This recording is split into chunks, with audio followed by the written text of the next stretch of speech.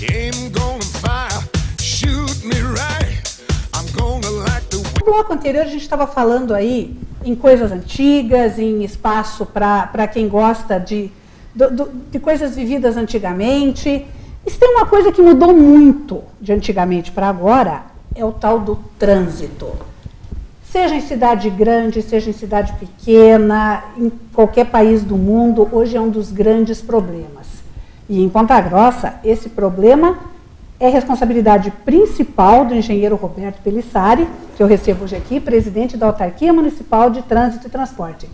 Roberto, prazer te receber, seja bem-vindo. Obrigado. Você pegou aí um desafio e tanto, né? O tal do trânsito é uma preocupação diária das pessoas e Perfeitamente. Eu tenho a impressão que às vezes a sua orelha deve esquentar um pouco, inclusive, né? Sem dúvida, sem dúvida nenhuma, né? Mas nós estamos aí na autarquia desde de janeiro desse ano, desenvolvendo um trabalho junto aos profissionais que lá existem, né? E criando algumas possibilidades de mudança, e realmente daí a minha orelha com certeza fica quente por conta disso, porque muitas vezes você desagrada e agrada uma parte, desagrada a outra, enfim, você não consegue contentar e contemplar a todos.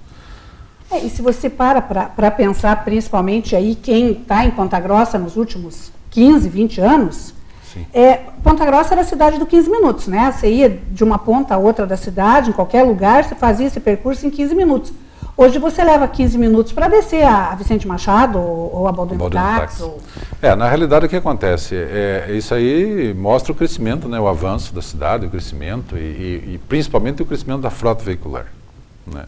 Hoje Ponta Grossa, nos últimos dados que nós temos, está com 195 mil veículos, ou seja, deve estar com mais hoje, né? Que isso a gente pegou em janeiro, fevereiro. Então hoje já deve estar perto dos quase, sei lá, 198 ou quase 200 mil veículos. Por uma população de 330 mil, 350 mil. Então, quer dizer, você tem mais de um carro por habitante. Sim, por habitante, exatamente. E aí, quer dizer, mais de um carro por habitante? Não, minha matemática é quase. Quase, né? Mas veja, o que acontece também, você tem toda essa frota, em todos esses veículos, e em contrapartida eu não consigo aumentar as vias na proporção que aumenta o número de veículos. E você pega uma cidade antiga, que não foi projetada para isso, quer dizer, com ruas estreitas, sim, e com uma topografia que socorro, né? A topografia de Ponta Grossa é muito acidentada, né? Muito dobrada, um terreno muito dobrado, como se fala mais popularmente, né? Uma topografia muito acidentada realmente. E um grande problema nosso, o maior desafio, que são, como você falou, que foi uma cidade diferente das outras que foram projetadas, como Maringá e tantas outras aí, ela se desenvolveu por si só. Então, ruas estreitas, é claro que lá em 1920, bem antigamente, não se imaginava nunca que fosse chegar nisso, né? As pessoas não tinham essa previsão, nem porque era o número de pessoas até era reduzido. E o transporte era feito a cavalo, a pé ou de carroça. Né? E é evidente que essa parte mais antiga da cidade, próxima à catedral, todas as ruas são mais estreitas, enfim. E foi se desenvolvendo aí as construções no entorno de maneira que não pensou e não se deixou tanto espaço assim para que você tivesse umas vias mais largas e pudesse ser utilizado de uma maneira mais de acordo com nos dias de hoje, né? Ao contrário de outras cidades, como planejado. Então nós temos esse desafio, topografia acidentada, quadras curtas e ruas estreitas, e uma frota grande. E motoristas que muitos você pega e que ainda não se habituaram, e não é só os motoristas de Ponta Grossa, quer dizer, nós estamos falando quase 200 mil carros de Ponta Grossa, sim, mas aí você multiplique a nossa região do entorno que vem para cá, você vai ter 500 mil carros seguramente. É um número bem grande, né, que acontece principalmente próximo dos finais de semana, feriados, né? Embora alguns pontagrossenses viajem, como eles viajam para outros locais, o pessoal do interior, do mais interior, vem para Ponta Grossa. Então isso também motiva, mas eu vejo como muito positivo isso também. Né? Assim, você está movimentando sim, a economia está girando, né? Mas em questão de trânsito, você fica preocupado. E daí você pega tudo isso e você já está numa situação que você não tem mais espaço para como andar e também não tem onde parar. Sim, e como você mesmo falou, e tem aqueles motoristas mais desatentos, que não estão tão focados no trânsito quando conduzindo seus veículos, né? Então acaba dando um certo probleminha, vamos dizer assim, né? Eu sempre brinco, né? Quando eu tô guiando, às vezes eu vejo alguns motoristas que eu tenho vontade de perguntar para ele se ele paga 2 IPVAs. Ah, sim. Porque ele vai exatamente no meio usando 2 pistas, então certo, ele paga 2 IPVAs, né? Porque ele tem direito a usar 2. Mas é isso que eu estava falando, é o motorista mais desatento, né? É que ele não está tão focado no trânsito e na realidade o trânsito é uma coisa muito séria, né? E muito perigosa ao mesmo tempo. Exatamente. Embora as pessoas, eu faço isso todo dia, não acontece, é corriqueiro, é normal pegar o carro, dirigir, mas não, realmente tem que ter uma atenção redobrada. Os veículos hoje, eles têm uma capacidade de desenvolver uma velocidade muito grande em um curto espaço de tempo, por causa da motorização. Né, alguns, você todo ele fechado, com ar-condicionado, você não ouve o que está no seu entorno. Então, eu diria que os motoristas hoje têm que ter uma atenção muito redobrada com o trânsito, diferente daqueles veículos antigos que tinha, né, os Fuscas, os Corcéis, e daquela época em que você não tinha a flexibilização de ter outras marcas no mercado, né? E principalmente uma época em que você não tinha que disputar a atenção do motorista ao lado com o celular, que não contente em falar, as pessoas dirigem teclando. Sim, e que é o grande vilão ultimamente, aí numas estatísticas de trânsito, tem causado muito acidente por conta de você parar. E é comum você ver as pessoas, parou no semáforo, ele vai lhe dar no telefone para ver uma mensagem, ou para ver um vídeo, ou para teclar, ou para ligar, ou para discar. Embora alguns veículos já disponham do sistema Bluetooth, que você pode utilizar andando e falando, mas assim mesmo ele te toma atenção. Porque é diferente de uma conversa com o teu passageiro. É bem diferente. Então, o telefone celular, claro, é um avanço, é uma novidade, é uma tecnologia que está para nós aí hoje, disponível e muito boa, uma ferramenta que indispensável, você não consegue viver sem, né? Só que na questão da utilização junto ao trânsito, ela está perigosa, é uma ferramenta que ela trabalha contra, infelizmente, e muita gente utiliza dessa ferramenta quando conduzindo seu veículo. E a maioria das pessoas hoje, ela não fala mais ao celular, ela usa o WhatsApp, então ela está... E eu não sei, eu acho que eu sou meio antiga, porque eu não consigo teclar e dirigir ao mesmo tempo. Eu não tenho essa capacidade. Não, eu acho que muita gente não tem. E aqueles que acham que tem, estão incorrendo num grave erro de achar que dominam os dois ao mesmo tempo, porque não tem como. Não tem, como é que você vai enxergar as duas coisas ao mesmo tempo? Não, né? não tem como você ter. Por isso que eu digo, o trânsito ele é muito eficiente em algumas situações que você precisa se locomover, mas ele tem que ter uma atenção redobrada, porque é muito perigoso realmente. E aí quando você pega esse nosso...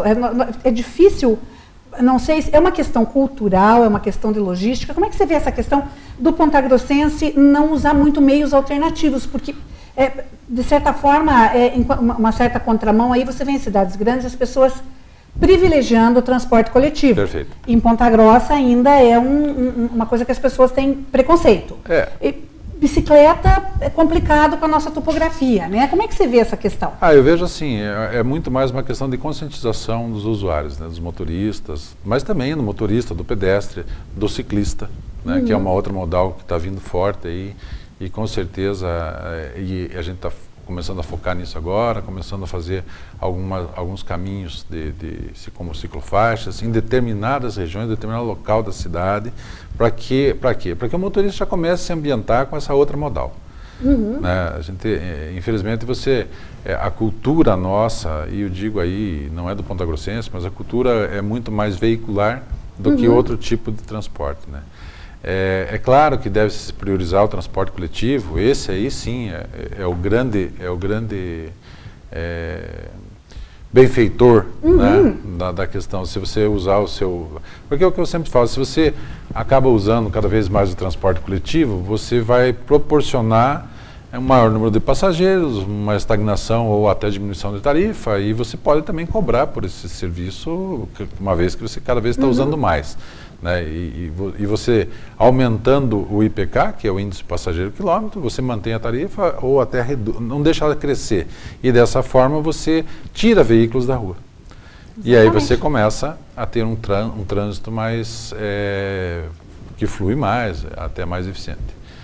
É claro que essa cultura de você não usar o teu veículo, e tem pessoas, por incrível que pareça, que andam 2, 3 quadras de carro para ir na padaria, para ir no mercado. O mercado até, de repente, se ele for fazer compras grandes, mas é para comprar pouca coisa, e ele se desloca no seu veículo, né? Então, é cultural mesmo. Eu acho que é uma questão de conscientização de toda a população, de ver que nos espaços mais curtos eu posso ir a pé, eu não preciso me locomover com o meu veículo, né? Eu posso, de repente, principalmente aquelas pessoas que trabalham, que têm seu veículo, que vão trabalhar, que ainda, em algumas questões de Ponta Grossa, ainda se consegue dar o luxo de ir e voltar para casa almoçar e voltar a trabalhar novamente, né? Mas em algumas questões, aquelas mais distantes, em que o pessoal vai de carro, mas que ele passa o dia todo fora, e não tem a possibilidade de ir em casa almoçar, começar a fazer o teste, experimentar o transporte coletivo, né? E tirar suas conclusões, e falar, e opinar, e de repente vai se descobrir aí um novo caminho. E uma outra alternativa que as pessoas não praticam muito, mas pode ser uma alternativa bastante inteligente, é a carona solidária, né?